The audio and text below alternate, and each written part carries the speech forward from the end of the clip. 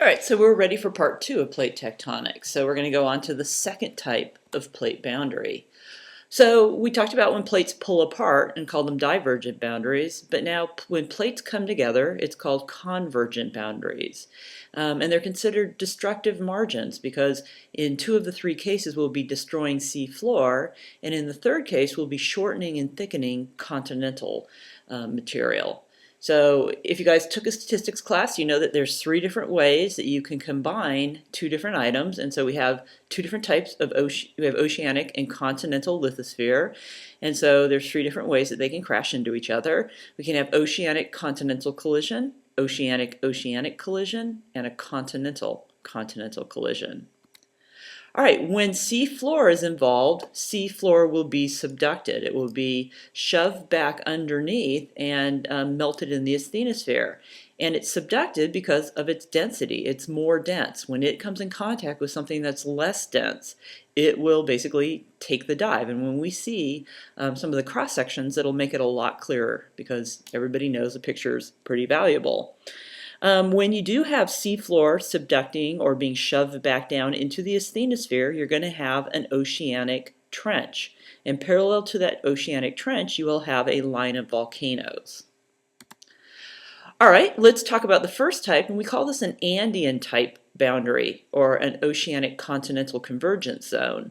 When the dense oceanic lithosphere crashes head-on into the less dense continental lithosphere, the more dense oceanic lithosphere is basically overrun. It goes underneath that thicker, less dense continental lithosphere.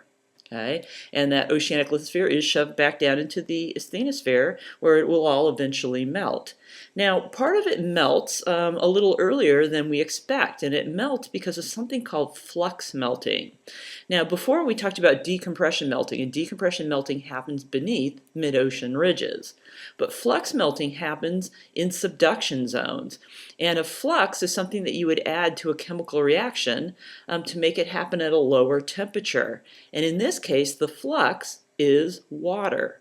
The water is added to this reaction by the sedimentary sediments or sedimentary rocks and then sediments that are sitting on top of the basaltic seafloor. And obviously the ones that are in contact with the sea, the ocean, are waterlogged, and so they will bring water down into our subduction zone. We'll take another, again, a picture is pretty valuable. We can always back up and talk a little bit about this. We'll create magma, and obviously some of that magma will make it to the Earth's surface, and it will create a line of volcanoes, and it'll create a line of volcanoes on the continent. Okay, and we have lots of examples of this. The Cascades are a great example of this today. The Andes volcanic mountain chain on the west side of the South American continent. And then what formed the granite that makes up the Sierra Nevada, the ancient Sierra Nevada mountains that existed about a little over 100 million years ago. There are very tall gray volcanoes there. All right, it said pictures are worth 1,000 words. What we see here is two plates coming together, and the two plates are an oceanic plate on the left and a continental plate on the right. You can see the continental plate is thicker, and because there's continent embedded in that, it is less dense. So when these two plates crash together, the oceanic plate is subducted. Where it's bent back and shoved into the asthenosphere, you can see the trench, and then parallel to the trench, you can see a line of volcanoes on the continent. Now, where it's labeled melting is where the flux melting is occurring. And what's actually melting, again, is the sediments, the water that's in them, and a little bit of the asthenosphere. That basalt seafloor doesn't melt for a while. It'll go much deeper before it melts, and so it's really kind of the stuff sitting on top. Now, you've generated some magma, and the magma rises up because it's less dense.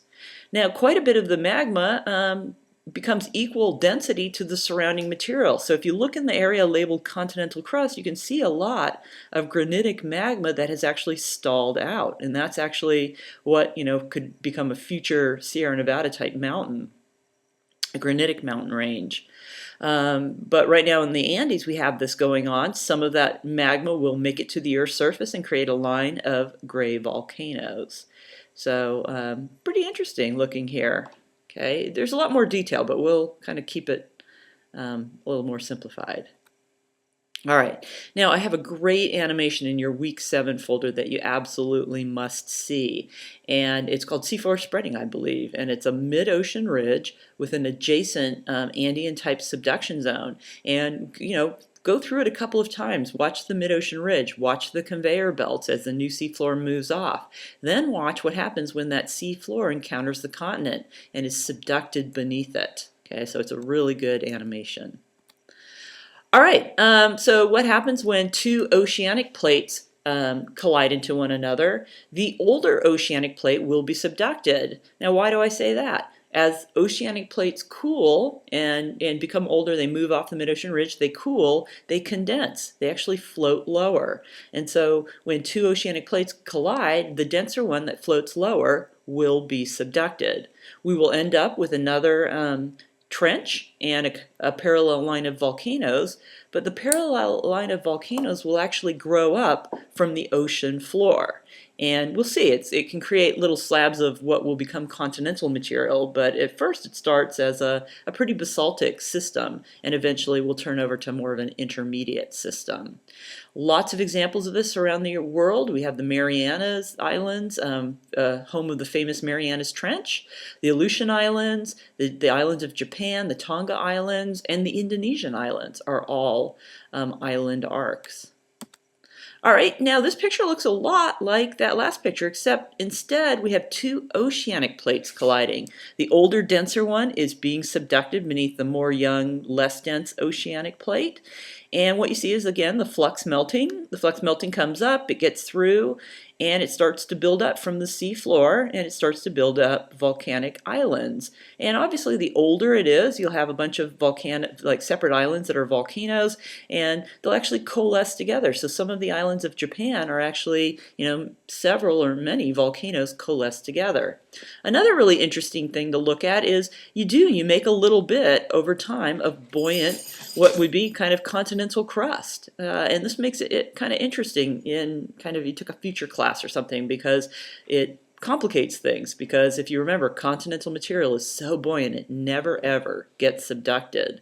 So now those little pieces of island there will never get subducted either, and they'll actually end up on a continent somewhere being scraped off and making the continent larger. And in fact, that's how Western North America has really grown.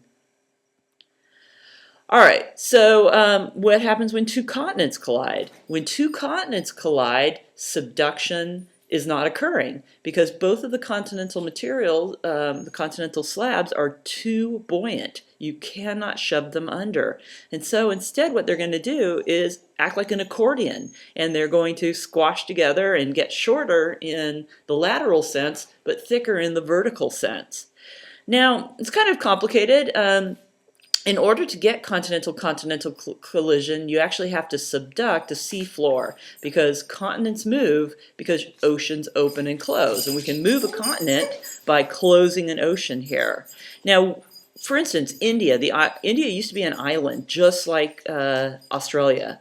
And what happened was the ocean between India and Eurasia was the Tethys Sea. That seafloor subducted. And as soon as the continent of India became in contact with the continent of Eurasia, okay, we stopped all subduction and we started to accordion. And part of the accordion is the Himalaya Mountains, and we'll see pictures of this. So no subduction when two continental plates actually encounter each other. Here I have a little note about the suture line. Now the rocks of India are very different than the rocks of Eurasia, and there's actually a place where you can map the different rocks that are all squished up next to each other and altered. So this is called a Himalayan type boundary. All right, so here's the before picture. About, 45 million years ago, India crashed into Eurasia. And what's kind of interesting is where you see it says developing accretionary wedge, that right where the text is on here is what's gonna, or was, the Himalayan mountains. It's gonna turn into the Himalayas. You might say, wait a sec, the Himalayas stick up about 5 miles. Mount Everest sticks about 5 miles up above sea level. Yeah, but if you pull a rock out of Mount Everest, what you're gonna find are marine fossils. Okay, and you can see that's the Tethys Ocean, the Tethys Sea that's in between India and Eurasia, and the continent moved because that sea floor was subducted, so the ocean closed. And the next slide, well, what's going to happen as soon as where the arrow points for the developing accretionary at wedge on the right, and kind of where the arrow is for the continental shelf deposits on the left, as soon as those two things encounter each other, subduction will stop, and we will start our accordion action. All right, here's that accordion. You can see that we've shortened and thickened the continental crust. Subduction has stopped. Look, no more melt, no more flux melting happening. And in fact, India is rammed into Eurasia about 1,500 kilometers in this last about 45 million years. It's still pushing in, and it breaks great big faults, and occasionally you hear about big earthquakes in Pakistan and Turkey and things like that, and those are caused by this convergence. The Tibetan Plateau, that used to be sea level. Now it's at about 10,000 foot elevation. And then the Himalayas, remember, Mount Everest is something like 5 miles high. It was once underwater. It was once part of the sea floor. So pretty amazing. All right, in your week 7 folder, you actually have a cross section, and you guys, I hope you print 2 copies of it, because one is your in-class assignment and one is just kind of this, because you are ready to start labeling. And what I would do is suggest labeling sea floor or sea level first. Okay, and your mid-ocean ridge does not stick above sea level, but you also want to realize that on the right-hand side you've got some volcanoes, and those are kind of Andes volcanic mountain type volcanoes, and they stick up almost 20,000 feet. So don't put your sea level too high. You don't want to extinguish the Andes. Okay, that's not going to happen even if all the ice on Earth melts. And then label the different parts. You guys will be asked to do this on the exam. You will be asked to do this on an in-class assignment, but this is a good place. If you need a little extra help, you've got that video, and I believe I even have a video movie made that you can use to help you out on here. Okay, so make sure you do that. All right, the last type of plate boundaries. This is like when bumper cars sideswipe each other. It's when 2 plates slide by each other. Now, crust is not destroyed or created, but I got to be careful. If you have if your car is sideswiped, okay, your car is kind of messed up, right? You don't go, oh, I wonder if something happened to my car. You know that somebody's really kind of trashed your car, and yeah, your car may still drive. Heck, maybe you can even open and close the door, but the side's all scraped up. And the same thing happens with the plates. I like to spend some time looking at the San Andreas Fault in California, and I know where it is, but I really know where it is because I look for the crushed rock zone. Where the 2 plates slide past each other, you're going to have roughly 30 feet wide of crushed rock. Now, most transform faults are connecting offset spreading ridges. If you guys remember, we looked at mid-ocean ridges, and mid-ocean ridges are not a straight line. They're steps. And sorry about the dog. And so what's happening is all those little steps are connected. Now there is a movie in your folder that you really need to see. You need to understand the geometry of transform boundaries. We also have transform boundaries on land, and the San Andreas Fault is a pretty important boundary between the Pacific Plate and the North American Plate that run through quite a bit of California. And the plates are sliding by each other. Let's look at a picture. All right, on the upper left-hand side, what we have is a offset spreading ridges. You can see where the arrows are. They're pulling apart. We're making new seafloor. That's part of the conveyor belt. But check out where one offset spreading ridge is. It says ridge on the top. It says ridge. Now, if you kind of come down towards the bottom, you can see where the ridge is, and you can see it's a step. And so what happens is in between those 2 offset ridges, our plates are going to slide by each other, and you can see that shown by 2 little arrows. Okay, and then once they move past each other, they're moving in the exact same direction. Look at the red arrows. Once you get past the offset spreading ridges, those arrows are moving in the same direction. And so there's a lot of these transform boundaries connecting the offset spreading ridges in the ocean, and they're very, very important for maintaining the geometry of the mid-ocean ridge system. All right, to the right, the San Andreas Fault. Now, the San Andreas Fault does connect offset spreading ridges, and this is part of the East Pacific Rise that we're seeing in that right-hand picture. And what happened is North America, when the Atlantic Ocean started to open, North America got shoved to the west, and it's moving to the west. Okay, that relative motion arrow. North America is moving to the west at, I don't know, an inch a year. Okay, but The Pacific plate is moving to the northwest at a rate of about 15 centimeters a year. Okay, so I know I'm switching around. And so what's happening is the North American plate is kind of being left in the dust. And so what it looks like, even though it's not, it's moving to the west, that's its absolute motion, but compared to the Pacific plate, it's moving in the other direction. So it's kind of a weird thing. It's pretty easy once you understand it. Now, as North American continent has moved to the west, it actually ran over the East Pacific rise. Naughty, naughty. And that's actually how my hometown of Santa Barbara ended up. You know, it's revenge of the Pacific plate. The Pacific plate pulled part of the North American continent off, and it continues to pull more and more of the North American continent off onto the Pacific plate. Okay, so remember, a big bunch of Californians don't live on the same plate as we're living on now. We live on the North American plate. I grew up on the Pacific plate. Everybody in LA lives on the Pacific plate. San Diego is on the Pacific plate. Okay, so it's pretty cool when you understand what's going on here. All right, watch that animation because it will really, really make sense. The two plates slide by each other. All right, let's talk about some of the other evidence that supports plate tectonics. Plate tectonics became a theory really fast, and we talked about this before, that they published this hypothesis, and all these independent scientists working on just crazy things that are totally unrelated, all of their data supported this hypothesis, and so it was elevated to a theory pretty darn quickly. Now, if you remember, I was talking earlier about how during World War I and World War II, we were looking for submarines. And so the British and the American Navy all towed magnetometers behind the ships, looking for magnetic signals left by or created by submarines. And what they ended up doing was picking up the magnetic signal of the sea floor. So a pair of geophysicists from Britain, they convinced their government to declassify that data a little bit earlier, and so they had actually published something about what's called paleomagnetics. And it turned out that when plate tectonics was published, that it all fit together perfectly and made really good sense. Now, the shocking thing they discovered by looking for submarines and towing around magnetometers is that the seafloor records the Earth's magnetic field, because the seafloor is made of basalt, and there's actually the mineral magnetite in there. And when magnetite is erupted, it will record whether we have a northern polarity or a north pole. Our magnetic pole is north right now. 800,000 years ago, it was a southern polarity. Okay, so our magnetic pole was south.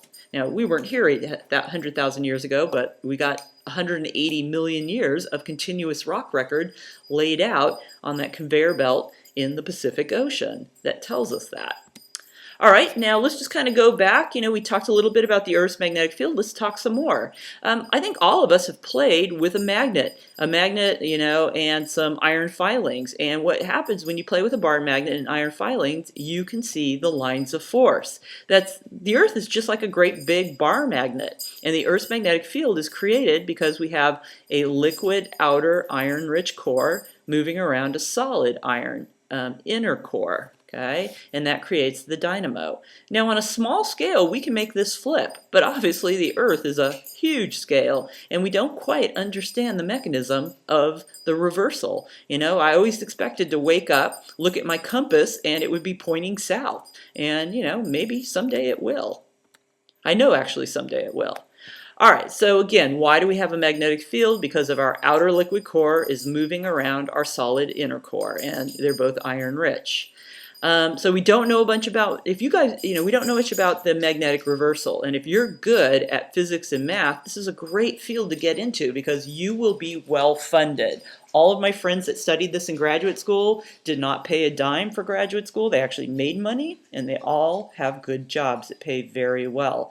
And so we really want to understand this. We know the Earth's magnetic field weakens before it flips, and they've been kind of rudimentarily measuring the Earth's magnetic field for about the last 150 years, and it's weakened significantly. So we are ready for a reversal. We just don't know if it's going to happen in a year, 100 years, 10,000 years. Okay. All right, just really quick, that basalt is erupting at the mid-ocean ridge, and, the basalt starts off as lava, and the lava is molten.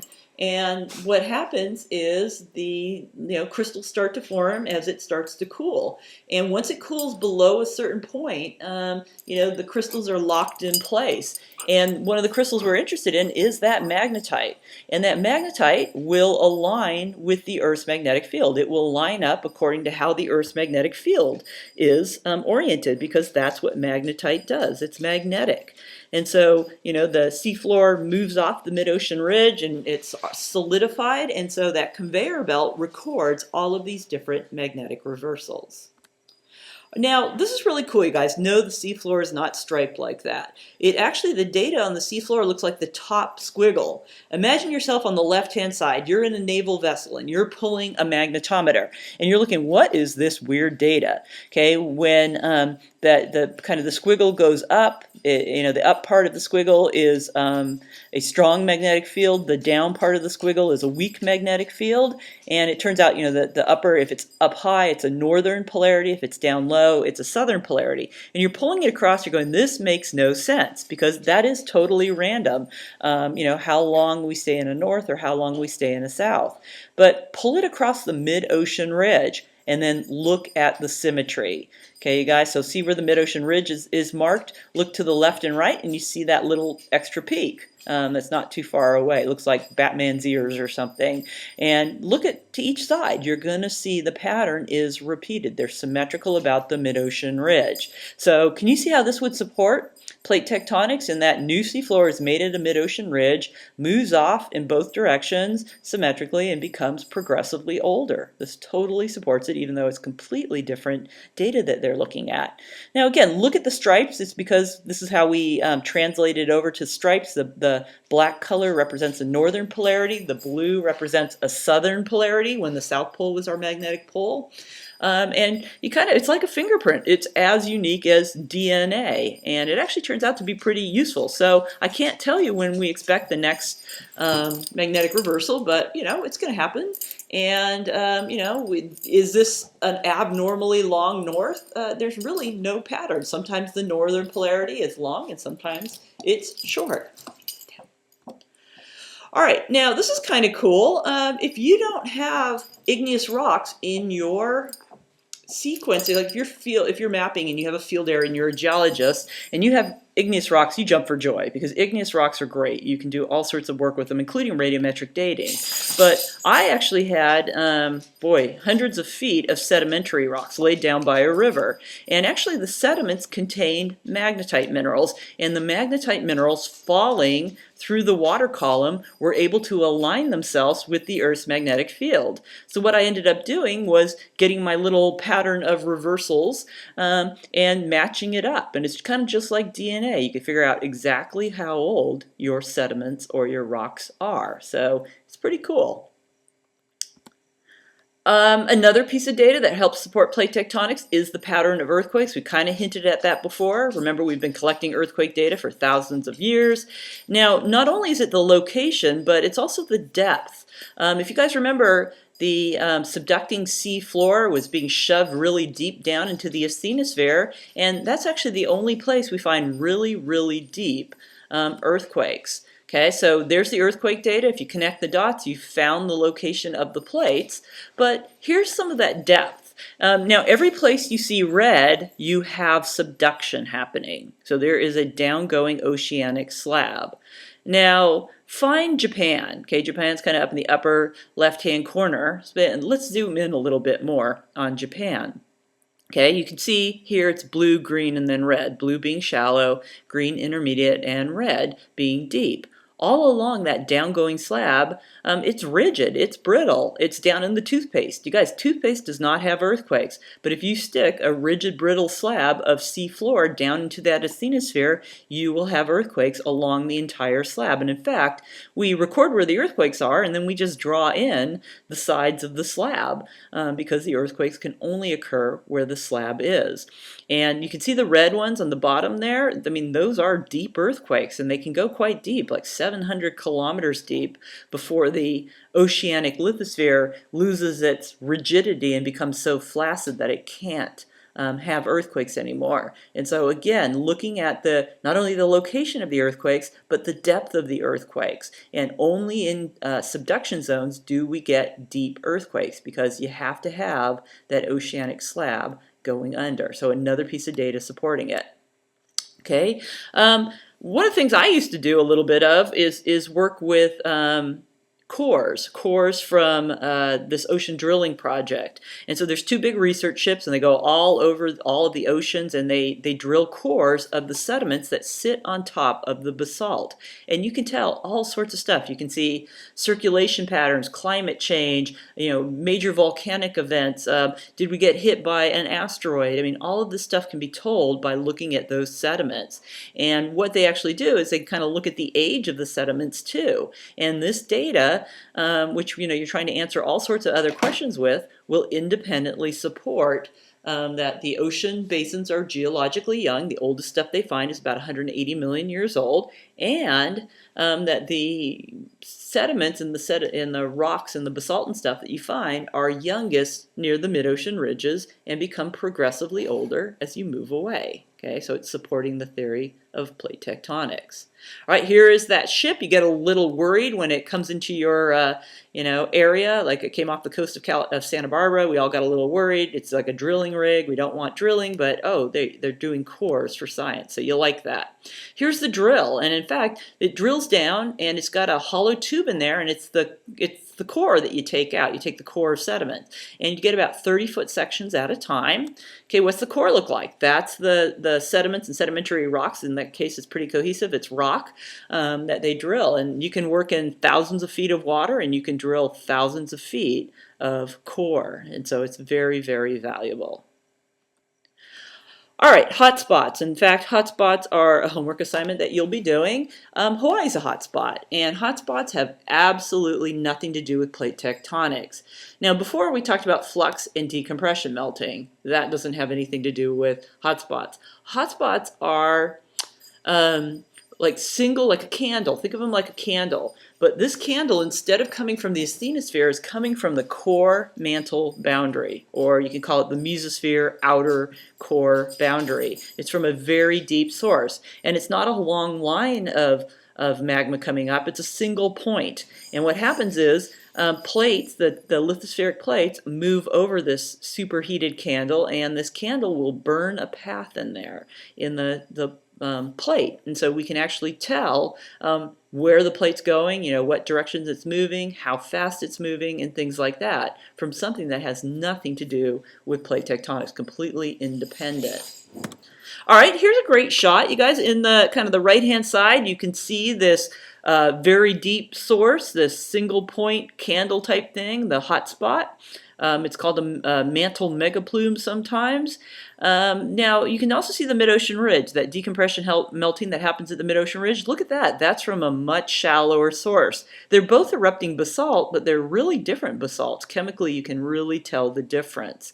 So these are pretty unique, and they're considered stationary while the asthenosphere and lithosphere move over them. And so that's why they actually record, how the lithospheric plates are moving. Okay, the Hawaiian hotspot is a very old hotspot. Look at the kind of the globe picture, and you can see where it's labeled Hawaii, and then it says Hawaiian chain and Emperor Seamount. Actually, they were all formed by that same hotspot. And so right now you can see that the Pacific plate is moving to the northwest, and as it moves, the candle stays put and it burns a path. So the candle's sitting under the Big Island of Hawaii, and the Big Island of Hawaii is the only island that has volcanoes and lava flowing, and the lava is very active this week.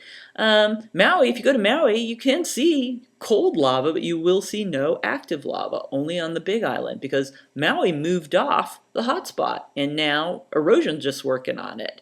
Now, if you had a submarine, you could see more of the Hawaiian Islands that are now underwater, and they're called the seamounts, the Hawaiian seamounts. What's really cool about this is that these hotspots that are long-lived record plate motion changes. And if you look, you'd be like, okay, I can see the northwest, but why is the Emperor Seamount almost perpendicular? Okay, and what happened was that the Big Bend that happens, it happens about 45 million years ago, and it marks where India crashed into Eurasia. India crashing into Eurasia changed plate motions all over the earth, and it changed them about by 45 degrees or so. So before the crash, the Pacific plate was pretty much moving to the due north, and since the crash, now it's moving to the northwest. So very cool. They're considered, again, stationary. You know, hotspots stop, hotspots end, but Hawaii has lots and lots of heat left and is still erupting out. That material comes up, it pours out. Remember, the Big Island of Hawaii was built up from 20,000 feet deep, and so it took a little while, but it is really an impressive hunk of basalt. All right, we got this. This is okay. Now, we have other examples of hotspots, the Galapagos Islands, the Canary Islands, and they all look kind of like Hawaii. They're big shield volcanoes, but so hotspots underneath oceanic crust is not a bad thing, but a hotspot underneath continental crust melts continental crust. Melted continental crust is rhyolite. This makes the big bad volcanoes that we mentioned before called giant calderas. Okay, so Yellowstone is an example of that, and Yellowstone is a little worrisome. We have it, it's got a lot of people watching it at all times because potentially it could have a cataclysmic eruption that would ruin the United States. Nobody could live here. It would be uninhabitable. Okay, I don't think it's going to happen, definitely not in our lifetime. And if it's going to happen, we're going to know, and we're going to evacuate people. Okay, so don't lose sleep. All right, so again, it's all made by the same candle, let's call it, or hotspot, and it measures how the plate's moving, how fast the plate's moving. That's what your homework is. What direction the plate's moving. Was there a directional change? And again, independent of plate tectonics, it helps to support plate tectonics. All right, kind of cool.